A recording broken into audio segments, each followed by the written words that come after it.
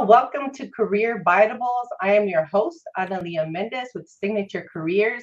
And today we have an amazing talk and chat with, well, I have to say, a dear friend.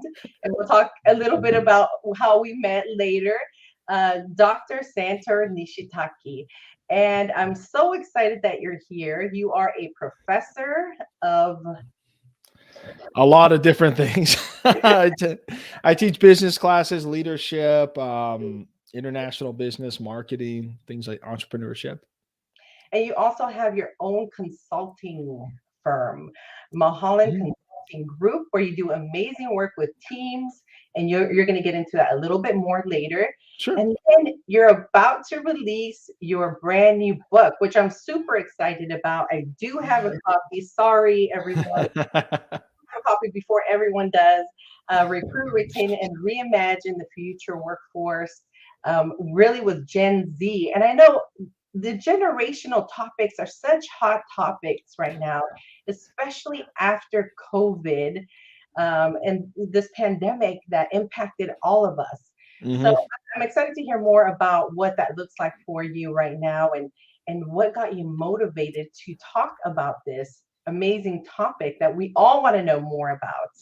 But before we do that, yes, we know each other from some work that we've done collaboratively. Uh, hmm we have the privilege to work around strengths. We both are big fans of strengths, both certified strengths coaches by Gallup. And but tell me a little bit about your career. Like, how did you get started? Tell me about you. Oh, we only have 30 minutes, right? No, just kidding. Thanks, Annalie. Appreciate it. Thank you for having me on and everyone listening. I hope today's helpful for you. So I started, gosh, I remember my first job was in high school working at Blockbuster, no longer relevant. And then also in the fast food industry while I was in high school, always, working full time while going through college through all three of my degrees. When I was getting my bachelor's degree, I got my bachelor's in marketing. I was working full time in sales to help get me prepared to work at an ad agency when I graduated. But guess what? I graduated in 2007. So no one was hiring. So looked for a job for about a year, then decided to go back and get my MBA, and then did. And right out of business school, I started working at JPL NASA, doing supply chain management or as a subcontracts manager, procurement, and things like that. Got certified in lean, had a lot of fun working there. Some great folks. And then started my doctorate while I was working there in organizational leadership from Pepperdine. And then halfway through my doctorate program, I got the opportunity to work at another small company called Disney. Right. I'm just kidding, Yeah. everyone. And I got a chance to work at Walt Disney Imagineering. Started in project controls and then worked my way up to project management, and then got the opportunity to live in China and help build Shanghai Disneyland as a project manager, Wow. which was an amazing experience. And then I came back to pursue my millennial dream of starting my business, and this is where I am. I got started in looking at generational differences because I noticed when starting to work in the corporate world, there was a lot of friction based upon how we communicate and our values. And I just want to say for all, these are common themes we're going to talk about today, but doesn't mean that all generations are this way or another. I think just being open-minded is the best thing you can do. So I wrote my dissertation and my doctorate program on millennial work environment preferences. Mhm. Absolutely. And was there something along your journey that really made you want to make the shift? I know you talked about the different ways that people were communicating through the generations, but could Mhm. you share like a story, if you can, where you felt like, wow, this is not something that I'm going to continue to do for a long time? Do you mean like working in the corporate world? Right. Whether the corporate world or any of the other positions that you might have held. Well, I think the common thing that I loved or theme even is the people, right? It's I worked with such great people every single one of those organizations, and I'm still friends with them today. So I love the community that I had within those organizations. But I actually quit the corporate world to start my own business to spend more time with my family. That's really the main reason why is because I wanted to be home, and when my My kid was at that point, my oldest son, who's now 8, was 2, and I only saw him on the weekends or like maybe 30 minutes before bed. And yeah, maybe it's selfish, but I wanted to be around as because you only get a certain, as you know, right, Annalie, you only get a certain number of years with they actually want to hang out with you until you're not cool anymore. That's right. That's right. Fantastic. And so I do want to share, I'm a Gen X. Mhm. So I feel like I'm always kind of sandwiched in between some of the Yeah. generations. And we were just talking about earlier, I certainly understand, the boomers and how they work and Gen Xers. And my children are young. So they're Gen Z. And I think I have one Gen that's Alpha. Gen Alpha. So Mhm. I literally can see all the generations and how they differ and how they're similar also, as you mentioned, because at the end of the day, we're all human, right? Exactly. That's that very We love, care, and want to do all those things and be productive humans. I think, and this is my opinion, but you tell me because I know that you're about to release your brand new book. Mhm. I think we just do things differently. Yeah, I think and honestly, it's just really a lot of it is the environment that shaped us growing up. I mean, you and I didn't grow up with social media, right? I'm an elder or geriatric millennial, as we're called. So I didn't grow up with social media. It didn't come out till I was in college. I didn't get an internet connection until I was in high school. And I remember when DSL came out. Do you remember dial up? Yes, I do. I remember that vividly when it first happened, actually. Yeah. So I mean, just think of how this generation is how much access to information they have, which is a great thing, but also being able to discern on what's real and what's not is really important. And that could shape really that's what it is. A generation is just a group of people that go from youth to adulthood together during the same period of time. And now there's other things like different socioeconomic things, like maybe your parents can afford a smartphone when they were growing up, and that could impact you too. I mean, I got a cell phone much later. I'm sure I know other people got them earlier, so we didn't grow up with a lot of money or smartphones early. Well, we didn't have them, but I guess I had a pager. I think that was really cool. Yes, yes. That was in. I remember that too. Yeah. But yeah, so just the way we grow up and also I think technology has played such a big important role with this generation. And we talked about you and I have talked, I know quite a lot about social media and the impact that has on the mental health of this generation. So just as parents, we want to be cognizant of that. And as employers, that's so we have a whole chapter dedicated to that in our book on the impact of technology and really so external factors, but also parenting shapes different generations. So baby boomers are the parents, usually millennials, and then Gen Xers. Sometimes and baby boomers is a big generation, so you might have older baby boomers, Gen Xers, and younger baby boomers maybe for millennials. So And are you seeing some of the generations adopt kind of the way of being from the current generations? What do you see there in terms of the workforce? What do you see? uh, what can you be more specific on Lee? I just want to make sure I answer your question. Right. So if there is a baby boomer working with a millennial or Gen X, what do you see in terms of the interactions and how they work together? Are they saying, "Wow, I really like how this new generation is conducting maybe business or a presentation or how they're communicating?" How do you see those interactions? I think what I've seen is remote work has been challenging for the younger workers because can you imagine you just graduated college and then you're working remote? I mean, there's so much that can be missed when you're working remote. I mean, imagine you get a text message from someone and it's like, and you're like, well, what do they mean? What's the dot, dot, dot? And then you start ruminating about it and it could be stressful, but imagine starting your career in that type of environment. So I think that more face-to-face interaction is good, but not just for no reason, right? It's like, oh, we're bringing everyone back in the office. It's like, well, do we need to? Do I need to drive an hour? I mean, we live in Southern California, Analia, right? Do we need to drive an hour through No, traffic to sit and do a spreadsheet in a cubicle? I'd rather do that from my PJs, right? At least, and then I could drive in for a meeting or something like that. So, what does that look like? And I think different generations have different views on that. right. Because we are seeing things shift again with the return to work, right? And we're Yeah. hearing lot of companies want their people back in person, and then other companies, are okay having the hybrid model. So I think that's really interesting, and I think you made such an amazing point. So tell us a little bit about your book. Um, Tell us. I know you started writing the book in the middle of the pandemic. No. So Analia, we've known each other what since 2018, right? I think that's when we met. So I was writing my book back then. Remember? It was like, oh, I'm almost done with this book, and then we were almost done with the book, and then the pandemic hit. So we pressed pause because we're like, huh. I wonder if this is going to impact the future of work. And it obviously has, right? We saw the great resignation.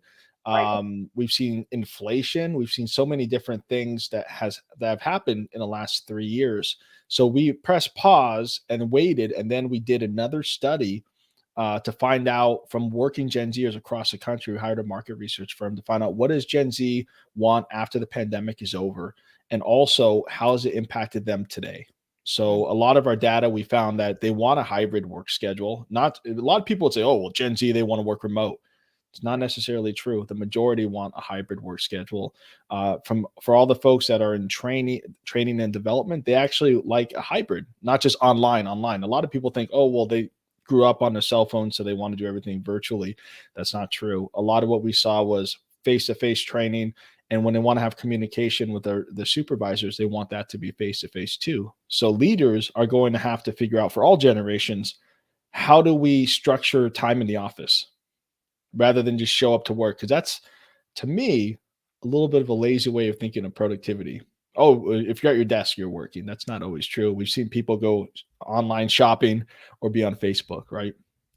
While they're in the office. So Right. I think a key system of accountability and metrics and productivity metrics is not just keystrokes. That's you really need to say, okay, what's expected of me today, or just in general, what defines my success, and then how do we coach them to meet whatever those metrics are. Right. So I love what you said, which is make sure that we're not just counting the time, we're counting Mhm. what the It's productivity it's is. a production mentality. Time. It's like a time versus task, right? So you're on an assembly line. We're still in that mentality of like you're an assembly line or a row of cubicles, and you're working for 8 hours a day. And I know labor wise, we have to kind of we have to do that, right? Because we're paying maybe an hourly rate. But um, why aren't we looking at what the outcomes are based on what our business is? And Gen Z and all generations, I think they really want that. But we've had 3 years to figure this out, almost 3 years. So I think just bringing people arbitrarily back to the office is a little lazy, in my opinion. Unless you have a good reason, right? I think there's a lot of benefits of being back in the office. To you get mentoring, those hallway conversations, creativity. I think there's pros and cons. But if you're just saying, "Hey, everyone's back in the office," like, come on, give us a reason. Then people are gonna not be happy, and then they'll leave. Hmm. And we see a lot of people doing that, right? Mhm. That if the employer is not being flexible and they're not adopting some of these new practices, people are willing to look for something different, something new, something that fits with their lifestyle. Yeah, and another thing though too is like if you're one of those workers, you have to produce.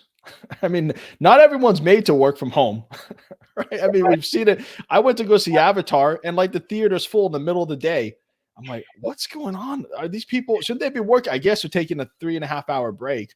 But I do miss those days of being able to go see a movie in the middle of the day and no one's there. So I think for all the workers out here is show your value of what you're producing, that you're responsible enough, because some people are just, it's hard for them to be productive at home, right? There's a lot of distractions. I think it takes a lot Yeah, of discipline. it does. Really does take a lot of discipline. Which we come from a strengths perspective. Some of us Mhm. have more discipline than others. Yeah, yeah. If you have ideation and you have 50 ideas before lunch, but we haven't started on our spreadsheet, that could be challenging, right? Now, don't mock me now. Oh, Ideation. I'm an idea yeah, person. okay, and that's good, right? But just maybe partnering up with an achiever. Right, right. Oh, that's why I love strengths. Yeah. Absolutely. Fantastic. Absolutely. I think that's absolutely true. So, from a strengths perspective, we have to say, okay, do I have high discipline? Do you have these strengths that are going to allow you to work from home and really balance things out as much as possible? Now, shifting a little bit to Gen Z language, I hear some of the jargon could be a little bit different, and we have to learn to understand what they're saying too. I think that's important, right? Yeah, I have a whole chapter in my book, or if you look in chapter 2, the first section, it has a whole chart of Gen Z slang, which is African American vernacular English. It derives from, but we have a whole chart there, so we could understand like what are they saying when they're text messaging me. What do these emojis mean? Is that acceptable in the workplace? Having emojis and things and gifs and things like that. So, but I think, Analia, one thing I do want to say is a good way to connect between generations. You said earlier, we are all human beings, but our lens may be a little bit different, the way we grew up and our values. But I think through strengths, that's the best way to connect intergenerationally. A baby boomer with a Gen Z, if they both have learner, they'll be able to connect through a TED Talk, or if they have both have woo, like we I said, and yeah, so I know we love this. It's like, ooh, we get a talk for half an hour. This is like the best right. job ever. We We both love have woo, I think, in our top 10. Um, so yeah, as yeah, working from home can be challenging, or in the office. For us, woo, the pandemic has been dark for the woos in the world. We try to do it virtually, but it's not the same. right. But yeah, but that's a great way. Intergenerationally, we could connect using strengths. So we are human beings, and Gen Z, millennials, we have different strengths, and I think that organizations can tap into that. And I've seen tremendous success with my students. They really like the Strength Finder assessment. I love that. I love that. And I find that to be true with any students that I've worked also. For many years, as you know, I worked at universities, and Of the course. students love strengths. They understand it, they know how to interpret it, they embrace it. And so when they do connect on a strength basis, I think they can thrive, whether you're this generation or that generation. Yeah, all those walls come down, right? Yeah. Absolutely, they do. They do. And I was mentioning to a friend of mine, I said, I think there's a lot to learn from the generation. That Gen Z's coming into the workforce. We have millennials that have been, is a big part of the workforce. They're the largest generation in the workplace. Yeah. Right. And I think we really need to look at the way we practice our work and really listen to them, because they are the big generation. And here come the Gen Zs and then the alphas, right? Who Hmm. are literally growing up, and the Gen Z also on computers. So I know when my kids went to transitional kindergarten, the first thing Hmm. they said, here's your iPad, child, learn how to use it, right? And so they're literally growing up on phones and these electronics. And now we have virtual reality.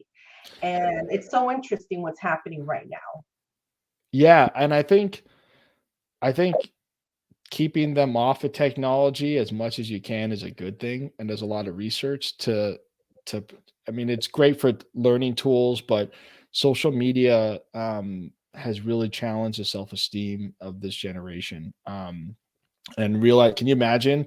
We see it all the time on Aaliyah, right? On social media, people post, they're always living their best life, when Right. you're like, I talked to that person last week and they're getting a divorce. What's going on here? Right. But it makes it look so much better. So if you're constantly comparing yourself to others, it can be very challenging. So, and that's something that with my boys, are not old enough yet, but that's something that I'm going to have to deal with, right, as a parent. So with Gen Alpha, so it's going to be interesting to see how the Gen Alpha is going to evolve, and they've been impacted severely by this pandemic, right? 8-year-olds are not meant to learn via via online, or my son was 6 when he started first grade during the pandemic. I mean, that's, gosh, can you imagine that? And trying to have him stay still, and he was in the Spanish immersion program, so trying to learn Spanish and English virtually, it was such a challenge.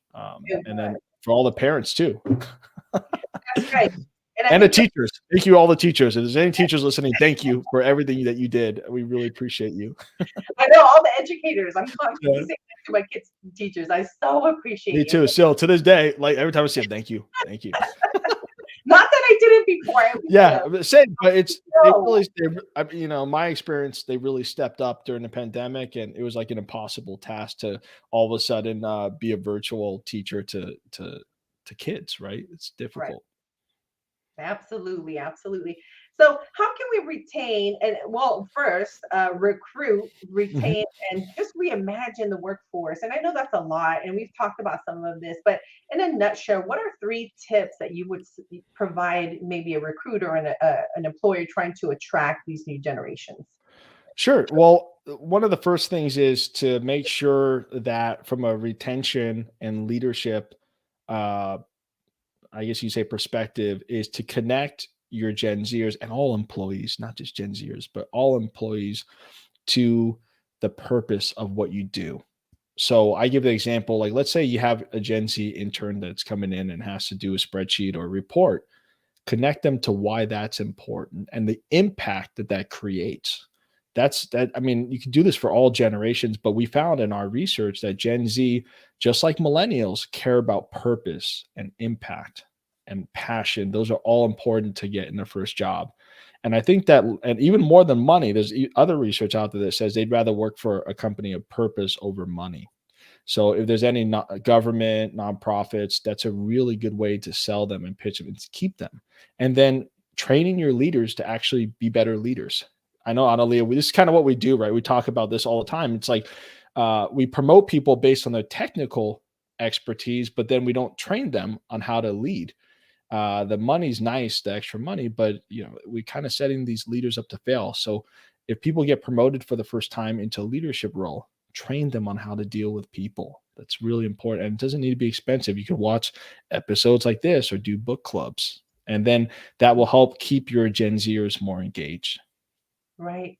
And I hear they're not necessarily looking for like top bottom, they're looking for mentors, right? Yeah, yeah, yeah. And that's what we found. The number one quality they want in their supervisors is a coach and a mentor. Mhm. Being a technical expert was almost last on the list, which is like crazy, right? But it's they want a coach and a mentor, which means, hey, all the leaders out there, you need to, we need to, I guess we could say collectively, be retrained on how to be a coach and not just someone who assigns tasks, because that was also down the list. Being a coach and a mentor was the most important thing. Then fair is after that, then a task assigner, and then a technical expert. So there's a disconnect there for sure. And I don't blame people who haven't been trained. If they're a bad leader, I think it's organizationally, we need to provide more training. Right. And I think at one point, generationally, that was accepted. That was the Yeah, way that it was conducted, but certainly that has changed. And it needs definitely. to continue to change for those leaders who are not making that switch, And right? you saw, Analia, about the with Gallup's new data on they want millennials and Gen Z. We want our employers to care about our well-being. So That's right. mental health and being there for them. I talk about this in my interview and then my keynote. We say, empathy is about putting yourself in someone else's shoes. The compassion is actually doing something about that. Like you could say, hey, if someone has a family member in the hospital, say, oh, I'm sorry to hear that. That must be really tough, but you still got to come in tomorrow at 8. Right. It's the compassion is saying, hey, we got you. We'll cover for you. Take the time you need and then come back when you're ready. And then I would work for that company way longer and stay with them longer and harder. I work so much harder for that company because they care about me as a human being, not just a line on a spreadsheet. And Right. that's what Gen Z wants and all generations.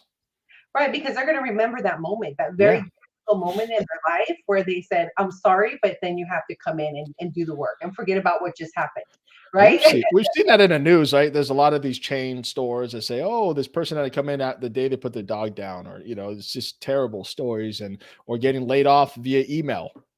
Not going to name the company, but I mean, just how about we just be more better human beings? Yes, I have a lot to say about that, but we won't talk about that here. Yeah. It'll be offline. Yep. Fantastic. So you're about to release your book. I'm Mhm. so excited for you, first of all. And I think, it worked out for you because I think there was so much to learn during this time of pandemic. So it's amazing timing for your book release. So tell us a little bit more about when people can get their hands on working with Gen Z. I love it. Definitely. Great. It's so informative. I love it. Thank you so much. So it comes out February 7th. You could order it on Amazon now and they'll just ship it to you on the 7th. And I've heard some people actually getting it earlier. So that's a positive thing. Yeah, it's funny with my futuristic, Annalie. I know we're futuristic twins here, right? I definitely saw the like timing wise. Let's just wait and see what happens, and the timing couldn't have been better for this book.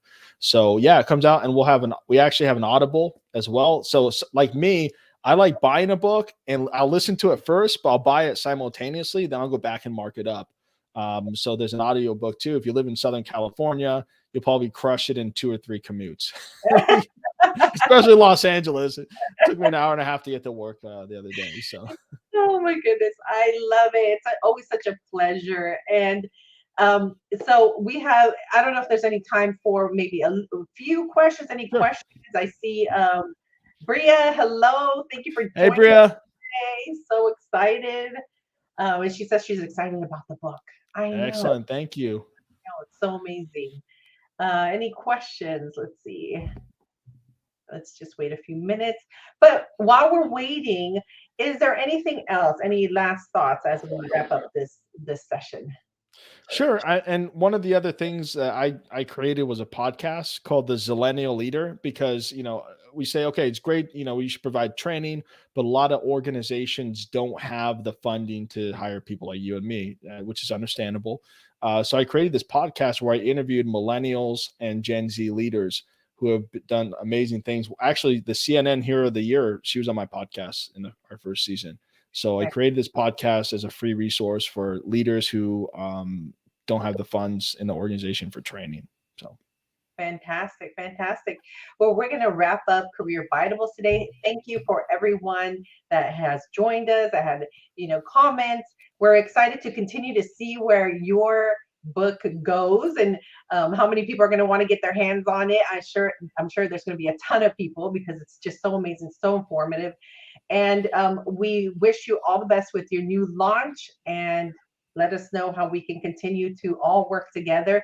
Dr. Santor Nishizaki's information is in the description of this Career Bitable, so you can reach out to him directly, and he'll take good care of you on a generational level.